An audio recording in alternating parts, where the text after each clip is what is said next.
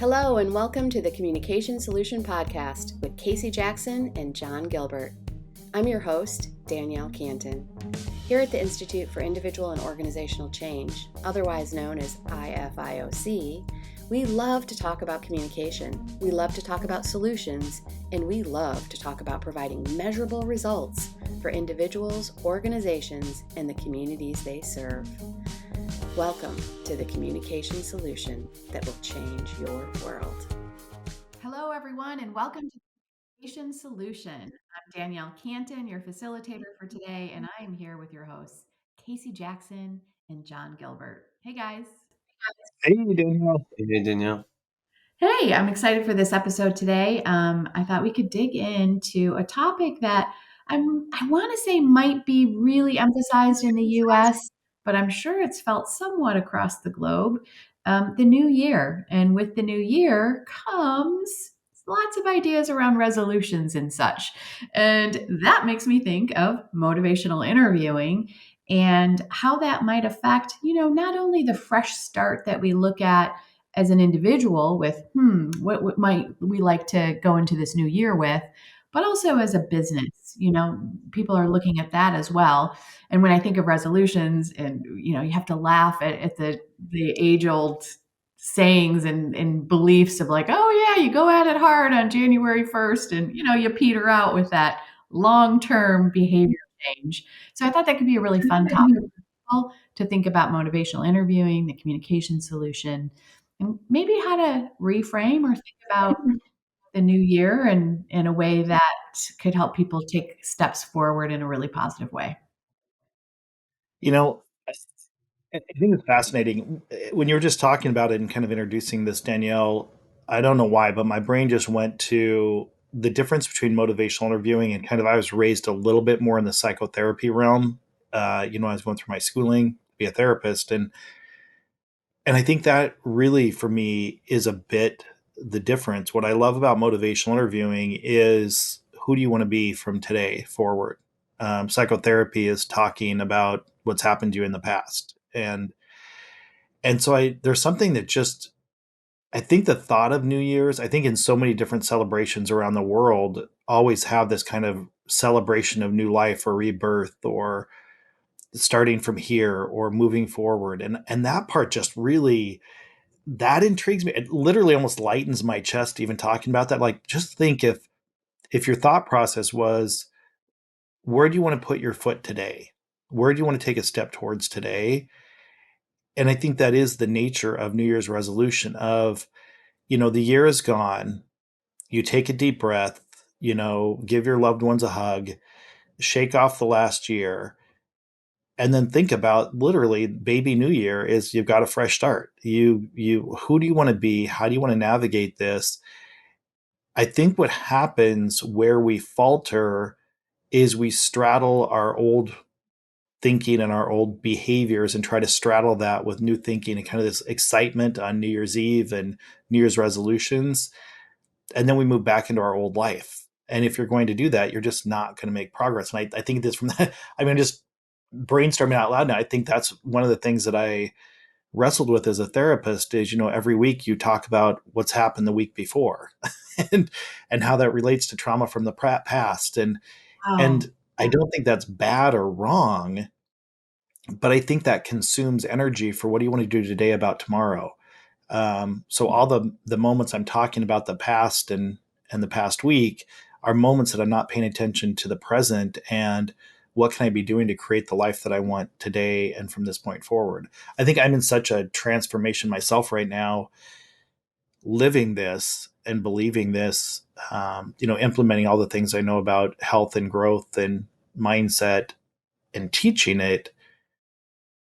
It's very present in my mind in a dimensional and visceral way for me right now. So it is interesting that you brought up the topic of New Year's because I'm really in this kind of trying to be forward growth mindset, and feeling the potency of it and how many people want to pull you back into old ways of being. And I think that's the same for New Year. Yeah, and I think also that is such a brilliant insight because it's not just other people want to pull you in, but it's what we know. So it's just like, oh my God, I want to leap into this future that doesn't exist yet. And I want to do it from a place that I'm familiar with, which is contradictory. I'm also secretly laughing because I'm drinking out of a coffee cup that says counselor. The counselor, which is, just cracks me up because it's very true about it's all about looking back, and motivational viewing is looking forward. Exactly it. And I think as I think about this, we've all talked about this before with businesses and sustainability, and I know we need to talk about this on a separate podcast as well, but I think that when you're thinking about if you're going to sustain or have forward movement, it just requires change. And so many people we find comfort in status quo. There's it's the old pair of sweats. It's the old blanket we like to cuddle with. It's our old coffee mug that we like to find and pour. It's just we like that stability, and chronic change is just hard on our brains. It's hard on our biology. Chronic change. I mean, it's good for growth, but there also needs to be a time for reset and regroup as well too. And I think our world is so chaotic that we're chronically in a state of change. It doesn't feel like we get a lot of status quo, except this is where I think why I like that we attempt to think more globally. There is the US phenomenon that we just can't sit down. You have to be multitasking. So I think there is this, how much do we have to do it? And how much have we bought into, kind of a cultural phenomenon that if you're sitting down, you're wasting time and you're not productive anymore and you don't have value. When you compare that to more traditional cultures where that's an art, the art of relaxing, the art of just leaning into being, the art of being present. Those are the things that I think our brains get wrapped around this go, go, go, go, go. And I think, and as we go, go, go, go, go, if people are not feeling fulfilled by multitasking, which I think COVID brought up this quiet quitting and all these other, the great resignation and all these things, that all of a sudden when we do stop for a second, it's like, what the hell am I doing? Like, I think I'm going crazy and I have nothing to show for it, which is why I think younger generations historically have always said, we're not going to be crazy like you are. We're going to have a work-life balance. And this has been since the dawn of man. As soon as we had civilizations, I think younger generations have always said, we're not going to be crazy like you all are. And Yeah. then they end up getting sucked into the same thing about productivity. Yeah, that shift is really interesting that you can even see in the US happening. And I know having traveled overseas, that was a big awareness for me was, oh my God, there's such a centered quality to the countries I visited where there was just this confidence and this quietness in, like you said, the art of relaxing, of really being in the moment and enjoying it. And I kind of brought that back for me to the US. And I do see it since COVID, people more reevaluating. So when I think about the new year and approaching that, it really makes sense to stop and pause and really make sure whatever choices you want to make, whether it's for yourself individually or your business, where I see the connection for motivational interviewing, the opportunity is make sure whatever you're choosing is it aligned with your values. Instead of just a task to do or a thing, I'm going to work out every day, I'm going to do this, tie it up the mountain. In your That's training, exactly is it. that accurate? That's it. And this is where when you're thinking about, for me, a New Year's resolution is, it's not, am I going to lose weight? It's not, am I going to, drop that last 10 pounds? It's not that I'm going to hit the gym every day. It's, for me, the behavior changes I stick to consistently. This is where I just, have such a deep appreciation for all the things John's brought in my life, is truly that construct of lifestyle medicine. Is, it's not about the 5 pounds, the 10 pounds, the 50 pounds. It's, how's your lifestyle today going to lead you to where you want to be? And that links so tightly with motivational interviewing. Is, I have control over what I choose today. One little, this is one very concrete silly thing that I do but so effective for me, with all of my eating behaviors, even being vegetarian, just all my eating behaviors, is like when I want ice cream or whatever it is, it's like, you know what, today we're not, tomorrow you can totally have it. Let's just kind of skip it today. It's when I get into a deprivation mindset that I struggle. But when I just make an active choice that today I'm not going to, but tomorrow you can totally have two bowls if you want to, Casey. That makes it more of a lifestyle thing. And then each day that I kind of stay focused on that, and I genuinely believe that in my narrative isn't to trick myself, or what it really is I genuinely believe tomorrow if I want to have a bowl of ice cream, I can have a bowl of ice cream. I believe that. And I also believe right now it's not in my best interest to do that for my health. And I don't really need it right now. But if I need it tomorrow, I can totally have it tomorrow. So, and I think that makes it less about the 5 pounds or am I going to the gym? It's just like every day, am I living in a way that my behavior is lining up with my values? And for mine, especially around my health, is just, am I having integrity in the way that I'm operating? And I am wildly imperfect, but at least that I know more often than not, trying to take steps towards the top of the mountain. Um, and there's days that I just don't want to, and I'm partying in a field, and having fun in the meadow and dancing and drinking and having a great time, And then when I wake up, then I start taking steps towards the top of the mountain again, and that's part of the journey as well. It's not just a trudge to the top of the mountain, because that's not the only reason I think that I'm here. I'm here to party in some meadows every once in a while as well I too. love So that. I'm so borrowing that whole bit for me. Oh my God. And you bring up a great point. I can't wait to hear from you, John, on this, just given your background, and please share that too, because I'm not sure everybody listening is aware of your expertise. Yeah, well, the short of the long is getting a master's for human nutrition, dietitian, clinical exercise physiologist, health coach, all that good stuff, realizing that I probably should have done, physician assistant or some sort of ARNP assistant, nurse practitioner or something to have my own practice. But anyhow, getting a bunch of alphabet then you soup, wouldn't be working learning. for me, John. So I'm really glad you didn't. So yeah, yeah, it all worked out the way it's meant to, and that's all I'm going to say about that. Perfect, John. So it's been an interesting journey, going deep into the communication and behavior change side, because that's really what we know. We're talking about health right now, but of course this is beyond health into other areas of it. Could be, financial stuff, organization stuff with papers or digital or wherever, we're talking about. But the reason I want to highlight what you're talking about, Danielle and Casey, what you're building off on is the importance of, well, what are we talking about, right? What does it mean to have a New Year's resolution? And, this is where, well, we're trying to help resolve something. So some kind of change.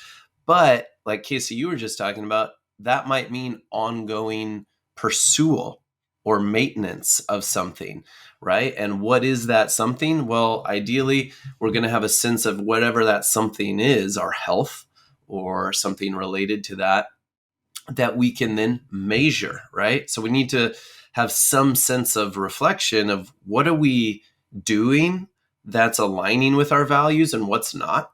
And that's what you two are both talking about, right? What are the things that I'm doing that are helping me get where I want to go, where I get some fulfillment from dancing and drinking or whatever the thing is?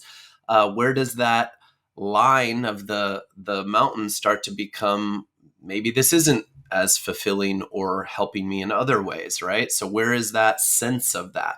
And have you hit, quote unquote, some people have to hit, quote unquote, rock bottom, whereas other people kind of sense that earlier or get feedback from people around them earlier about their health or their doctor from labs, right? So I think there's something to be said here about, well, how would you know that your behavior is getting you where you want to go or not? And I think there's a discussion that I'm kind of curious, Danielle and Casey, what your thoughts are. And like, well, how would you know, and how do you help yourself, and how do you help other people align their behaviors with their values? And what does that look like? What does that sound like? And where would be the line? I think that's an interesting concept to think about if MI is trying to help people get their behavior aligned with their values. I think, what I think of, John, is that it does come down to how any individual wants to look at the quality of their life or the quality of their community. If it's more communal based, is my behavior in alignment with that? I keep going back to these cultural phenomenons, at least in the US, in terms of, the great resignation or quiet quitting. That wasn't just a handful of people. That was across our culture that happened. So, which is a basic, I think there's partly a reset when I go to COVID, and I'm making this connection of a reset between New Year's and even COVID, is there's a moment where it's like, wait a second, what do I want to do and who am I?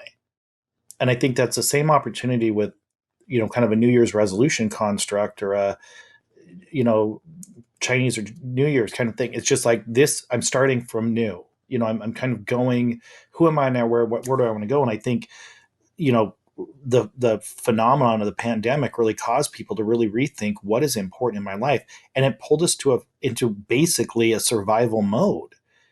And so when you're starting from scratch from a survival mode, it's like you kind of partially wipe the slate clean. Is this the career that I want? Is this the relationship I want? Is this financially where I want to be?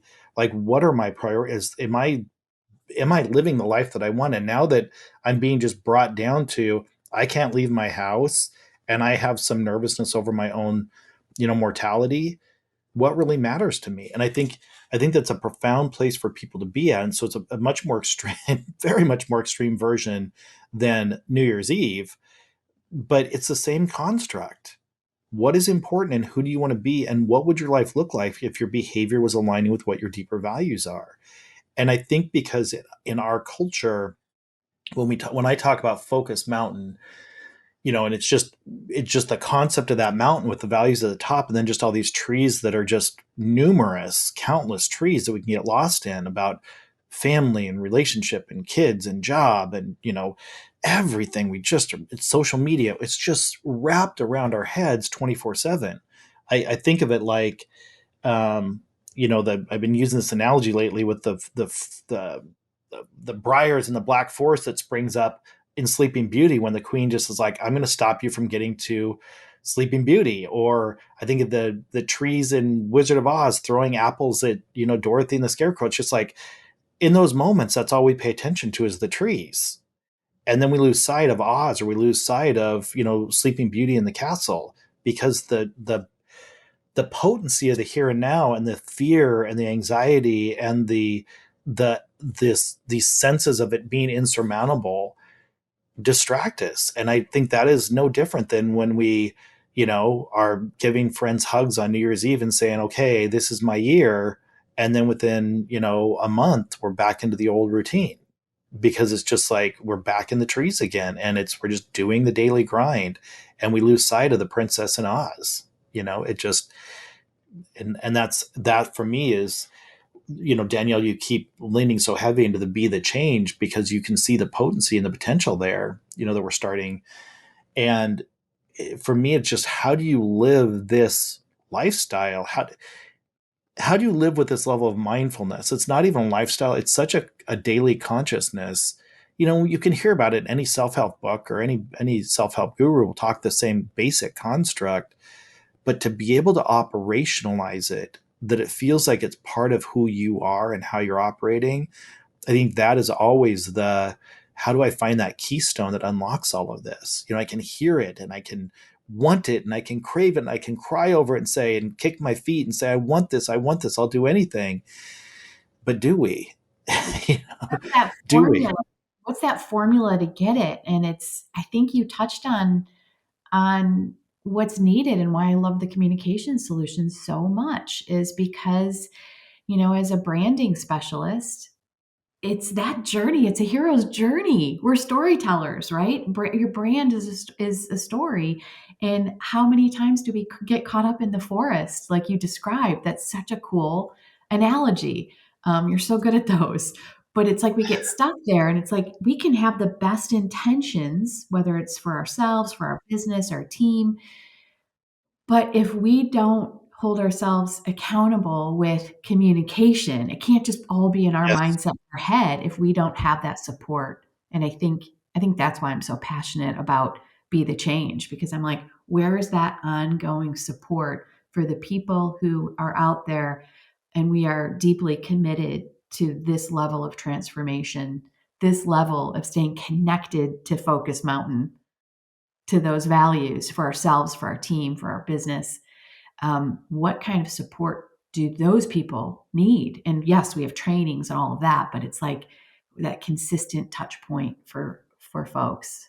Um, I think that's the value of motivational interviewing and the way we tend to approach this is what we know is that we can have all sorts of internal narratives in our head. There is something about when it comes out of your mouth, it sounds so good in our head and we can justify things and deny things in our own head, but it just sounds different when it comes out of our mouth.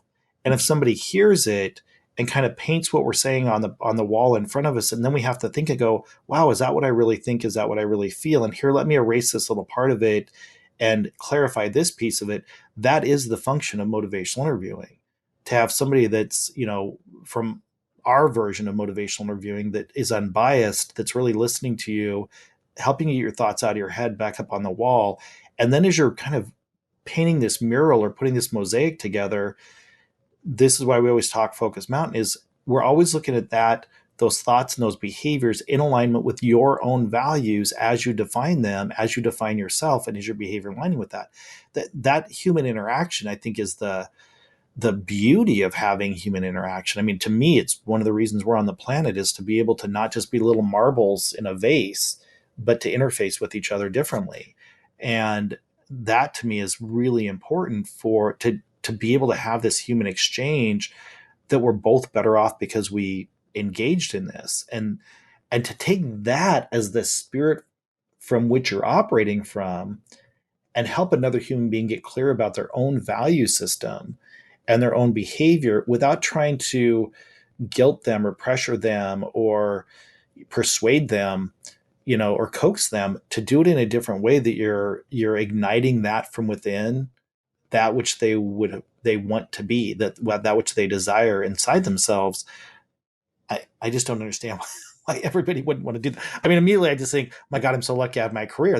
Why wouldn't you want to do this? And I can pay my rent, my mortgage just by helping other people figure these things out and me feel better because of it. And it's like, that's how I draw down a paycheck. Like, are you freaking kidding me? Why doesn't everybody want to do this? But I just know that that's not everybody's calling either.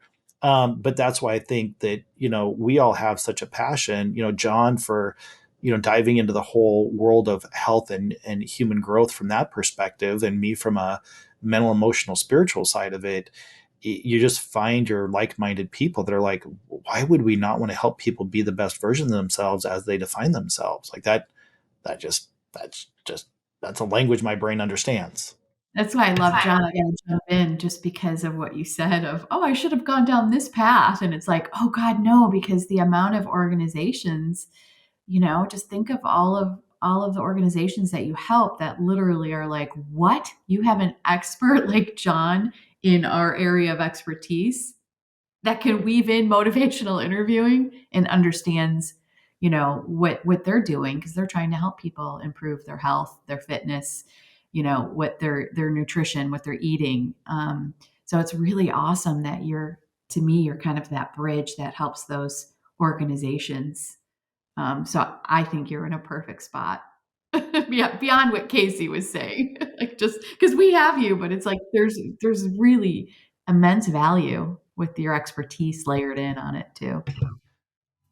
Well, first, I'll just say thank you. That is very kind of you both to say that. But more importantly, yeah, I think it comes into what we're talking about with the impact we want to make. And Casey helped me get clear early on about kind of going further upstream to help people a little bit more.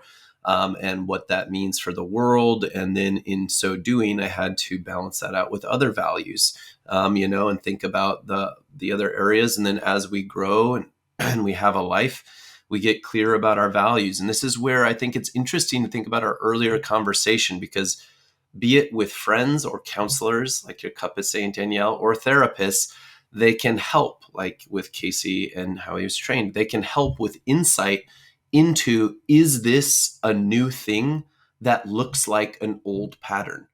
And so is it really new, right? Is it really change, or is it a repetition of the same? And I think that's really important to recognize, that sometimes seeking help can help us get clearer about, is this really a new resolution, or is it just painted in a different way in my mind versus maybe I'm just repeating patterns? The other thing is there's also something to be said about talking about change out loud, Casey, that you're talking about, of just that alone and focusing on that has a lot of good research. So it could be insight from the past to inform the now. It could also be about the now moving forward. But I also think part of this discussion is that it's easy to talk about Focus Mountain and values when we have experience with it. But at the same time, it's like, well, what is a value versus a tree, right? And we've talked about this on other podcasts, but Casey, your example of, family being a value versus this sense of contribution to the world, this sense of legacy, the sense of feeling connection of a part of a tribe. All of those things seem to be core values that are really important. So I just think that's its own insight too, is insight into what are our values and what's this feeling I'm having of not rightness versus rightness or trueness to who I am. I think that sort of space to self-reflect and that sort of insight is its own thing, whatever we want to label that. But I just think that's important, where someone like a person trained in MI could help someone make more values-based decisions about their life, whatever exact label they want to do, label it, but about how much is their behavior getting them what they want or not. And so I just want to highlight there's a broad picture of, you could do that as a friend ethically, like Casey, you were getting at. You could do that as a counselor. You could do that as a therapist. But there's this balance of how are we being in the world and how much is that getting us where we want to go and the impact we're trying to have.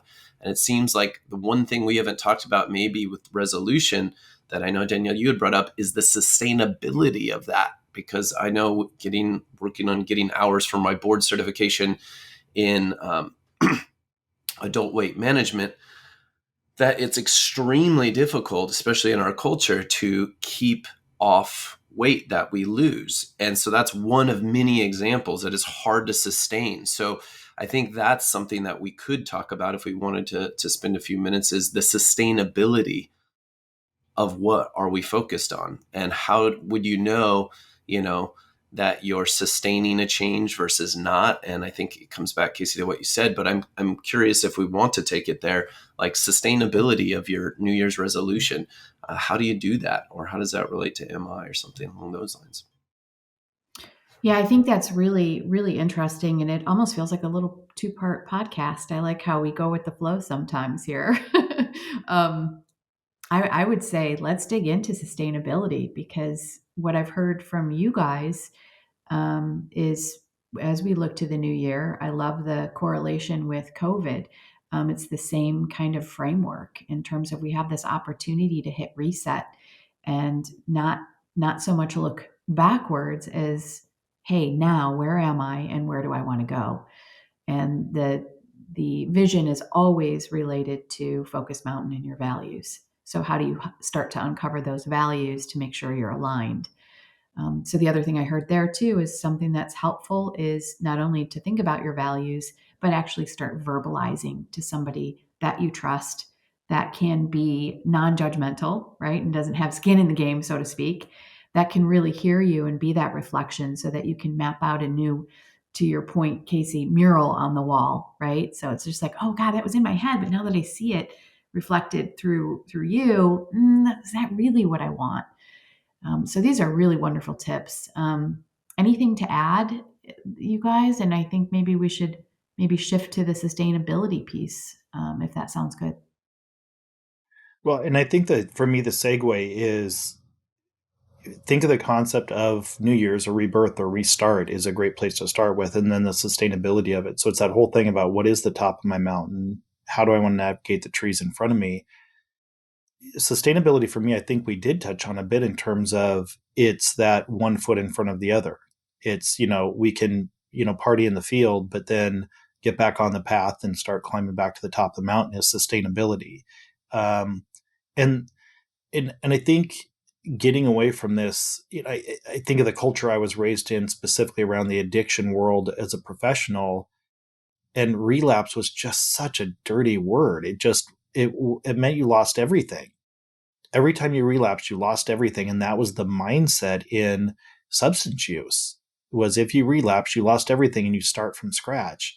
And what I like from a growth mindset and to move away from that, black and white thinking is that just because we went and partied in the field, and I'm not going to say this for people with substance use, that equivalency, I don't want to make that equivalency, but if we're climbing up the mountain and we choose to, sleep on the side of the path for a couple of days or a week or go fishing, that's part of the journey too. It doesn't mean we're necessarily taking steps towards the top of the mountain, but when you pull off to a creek and set up camp and fish for a while and enjoy the view and the beauty of the nature, and then you pack up and get back on that is what for me sustainability is. It's not, oh my God, we just lost a week. That's such a, it's, I just don't like that mindset. That mindset is just such a deprivation mindset, or, I made a bad decision mindset versus a growth mindset. This You're is having like, thoughts, Danielle. I can't even. I'm like, oh my God, this is so transformational on every level. Oh my gosh. And I'm so secretly selfish because I'm like, that's when I get stuck. When I make it bad that I'm fishing or that That's it's over. exactly it. You start, and such a start from scratch, like, because I love the fresh start, right? Yes, It completely hurts all the entire journey that got you to that point of quote unquote quitting. yes. You know what? And Danielle, even what you just said, it's like, and it just clicked in my brain as soon as you said it. It's the difference between a fresh start and a new day. At the end of 7 days of fishing, you wake up to a new day. That's not a fresh start. That's a new day. So it's so nice to think that there's a new day and it's not a fresh start because you fished for a week or you danced in a field for a week with your friends. Like that just means, and then when you wake up, you go, I think I'm satiated and I think it's time to pack up now and start back up towards the top of the mountain. And just with, savoring those journeys makes each step, over these rocks a little bit easier because you're savoring the fishing trip and you're savoring the dancing and now you're 5 more steps closer to the top of the mountain. I think, isn't that why we're here? I mean, it isn't, we talk about it's the journey. Let's enjoy the journey. So instead of a new start means that you got dropped all the way back down to the trailhead again.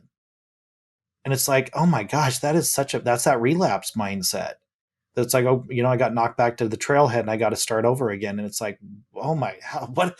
That causes stress in my chest. I It's know, like, I oh my just God. thought I played Monopoly, but I feel like there's the Monopoly correlation there too. Yes. It's like, oh no, I'd rather just wake up in the morning after, fishing or partying or whatever and just go, okay, I'm ready to start climbing to the top of the mountain again until my next, time to take a time out happens. So how do you weave the excitement and the lure and the love of the fresh start new year without completely putting the new day away? Because it isn't a fresh start unless you're a brand spanking baby. Right, right, right. This is the beauty in looking from baby New Year perspective into, how do I integrate it into a chaotic, multitasking life? And I think that's where it's like, this is about the journey. It's never losing sight about what the top of the mountain is. And why are you here? You only get so long to walk to the top of the mountain. We may not achieve it, but it's about the journey to get there. The delusion is that we're going to get there. I mean, I'd love to get there, but after I literally have been working on getting to the top of the mountain cognizantly, I've been so mindful and conscious of my own mental, emotional, spiritual, physical health. I've been conscious of that since I was 18 or 19 years old. That's why I got in the field as early as I did. It's like I just knew it was my calling. And so it's when I get distracted by thinking that it's to get the degree or get the initials or to get the private practice or to get the podcast or to get those are the delusions. It's like, that is not my journey. Those are just all these adventures I get to have for me being able to help another human being have a happier and healthier life, whether I ever get a dollar for it or not. It really is, that's my journey. And I've been doing it since I was little and I will continue to do it until I'm no longer here. Like, that's the journey. It's when I get diluted by all these other things that define who I am, when I know who I am. I am somebody that gets emotional at being able to connect with other human beings intimately and seeing our lives change and transform because of it. Everything else is just becomes trees and trees and trees and trees about, well, that's inappropriate or that's not okay, or why aren't you charging for that, or why are you doing this, or why. It's like, oh my God. oh my God, it makes me not want to be on the journey anymore. And that's not fun. I love the journey. I love the journey. This is a mic drop on sustaining behavior. We just went for it, John. I should say Casey just took us on a tour. I don't know. Any comments or thoughts, John? This was amazing. Well, to the point of what Casey's bringing up, it's this sense of, are you feeling this light upness, this lit upness, this sense of alignment?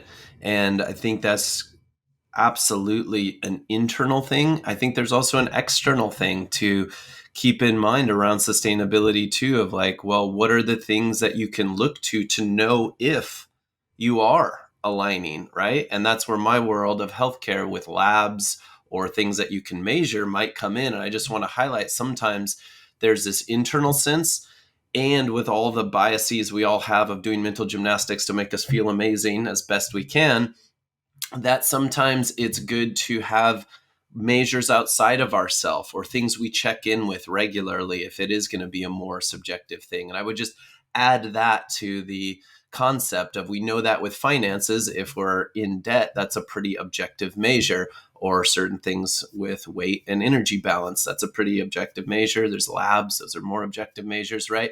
I just would add that to the mix, that there's this internalness and a potential externalness, because what you measure probably matters, and just what matters to you, and just continuing to keep in mind external and internal ways of being in the world and senses of that, to just help you be where you want to be, and then seek out people that can help you, hopefully with things like MI, to hear yourself out loud talk about change and try to help that for other people in the most ethical, balanced way possible. And we will be in the realm of what we're trying to do. Sounds good to me. Yeah, that's awesome. What a great conversation. Thank you so much, you guys. Um, I don't know. I'm pretty excited for a new day. Sounds good to me. New Awesome. Thank day. you so much, you guys. I'll see you on the next episode. Viewers, thanks, listeners, thanks for being with us. Please send your questions into Casey at ifioc.com, and reach out. We want to hear what you think, what you're going through. Do you agree, disagree? Topic ideas, you name it. We can't wait to hear from you. Thanks so much for being here with us. See you next time. Absolutely. Thank you. Take care. Take care. Take care. Thank you for listening to the Communication Solution Podcast with Casey Jackson and John Gilbert. As always, this podcast is about empowering you on your journey to change the world. So if you have questions, suggestions, or ideas, send them our way at casey@ifioc.com. That's CASEY@ifioc.com. For more information or to schedule a training, visit ifioc.com. Until our next Communication Solution Podcast, keep changing the world.